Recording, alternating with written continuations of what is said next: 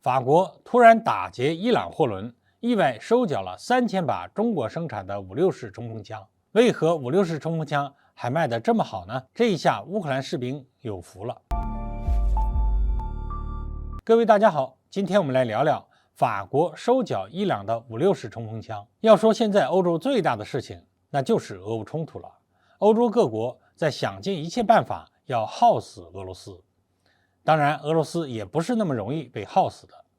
比如伊朗和朝鲜就一直在给俄罗斯输血。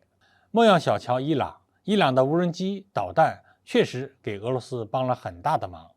所以在乌克兰的要求下，欧美国家开始把目标转向伊朗，针对伊朗的一系列围堵和打击开始了。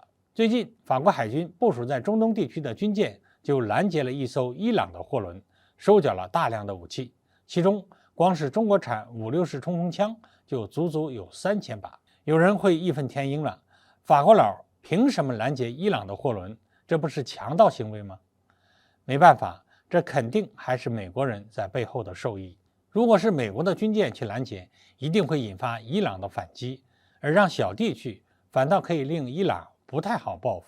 现在伊朗正在拿各种武器去支援俄罗斯，所以北约、美国甚至以色列都在加大对伊朗的围堵，连伊朗国内的很多设施都被炸了，更何况一艘军火船呢？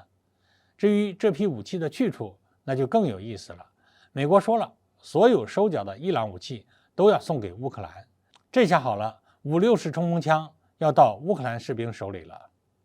我们先说说这些5.6式冲锋枪，很多年纪大一些、服过兵役的人都摸过5.6式冲锋枪，这曾经是我军的主力单兵武器，参加过对越和对印的边境自卫反击战，甚至可能我的网友中都有拿着它上过越南战场的老兵。后来随着81式步枪的入列，5.6式冲锋枪就渐渐退役了。我们都知道，5.6式冲锋枪是苏联阿喀47步枪的仿制版。那为什么我国喜欢叫5.6式冲锋枪呢？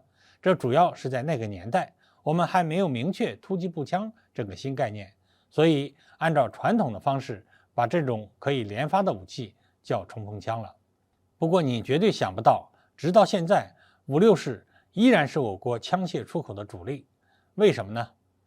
首先肯定是国际市场有需求，广大第三世界国家都对 AK 系列的步枪非常热衷。可是要买到全新的 AK 不是那么容易的事情。原产国俄罗斯早就停产了老式的 AK 步枪，其他原华约国家也纷纷换装了新枪械。这里有个冷知识啊，就是前苏联军队后来装备改进型的 AKM 后AK47 就停产了。AK47 的主要产能呢，在华约国家以及中国、越南、印度、朝鲜等国家。后来苏联军队又换装了 AK74 步枪，口径改为5.45，可大多数国家呢还在使用7.62弹药，就根本没法用了。所以中国的5.6式冲锋枪可以说是 AK47 后裔中血统最纯、质量最好的了，没有理由不招人喜欢。至于这几千支枪，伊朗是要给俄罗斯还是给乌克兰用，我们也管不到，毕竟这些枪是伊朗的外贸品，伊朗如何做不代表我们的外交意愿。再说了，我国也一直坚持中立的政策。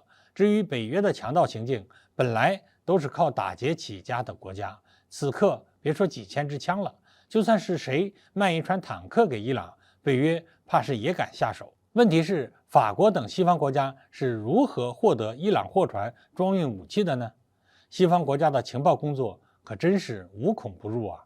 真值得世界上所有反霸权国家的深思。好，今天我们就聊到这里，欢迎大家留言评论，我们下期再见。